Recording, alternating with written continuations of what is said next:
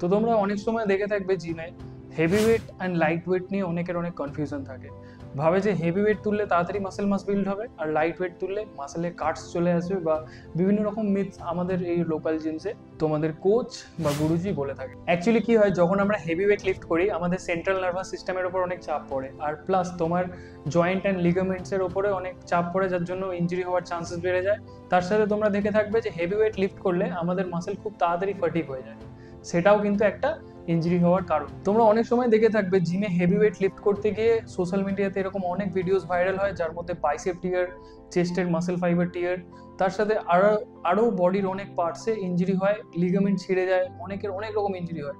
তো heavy weight lift করা ভালো, তবে যতটা তুমি তোমার ক্যাপাসিটি আছে, তুমি যতটা লিফট করতে হবে তোমাকে ততটাই লিফট করতে হবে। এমন না যে তোমার লেভেল বা অকাদের বাইরে গিয়ে তুমি ওয়েট লিফট করছো যেটা তুমি কন্ট্রোলই করতে পারছো না, ওয়েট তোমার উপর কন্ট্রোল করে যাচ্ছে আর তোমাদের ইঞ্জুরি হয়ে যাচ্ছে। আর দেখো, টাইপ 2A মাসেল ফাইবার্স বা fast oxidative muscle fibres hit হয় 8 to 12 রিপিটিশনের সাহায্যে, আর টাইপ 2B মাসেল ফাইবার্স বা fast glycolytic muscle fibres hit হয় 1 to 2 রিপিটিশনের সাহায্যে। আর টাইপ 1 মাসেল ফাইবার্স বা স্লো টুইচ মাসেল ফাইবার্স, যেটাকে আমরা এন্ডিউরেন্স মাসেল ফাইবার্সও বলে থাকি, সেটা হিট করার জন্য আমাদের হাই রিপিটেশন করা খুবই দরকার, বা হাই রিপিটেশনের সাহায্যে সেটাকে হিট করা যায়। তাই আমাদেরকে হাই আর লো রিপিটেশন দুটোকেই রাখা উচিত ভালো একটা ওভারঅল ফিজিক মেনটেন করার জন্য। আশা করছি তোমাদেরকে বোঝাতে পারলাম যে হাই আর লো রিপিটেশন দুটোকেই রাখা আমাদের জন্য খুবই দরকার, আর এটা নিয়ে কোনো রকম কনফিউশন তোমাদের নেক্সট টাইম থাকবে না।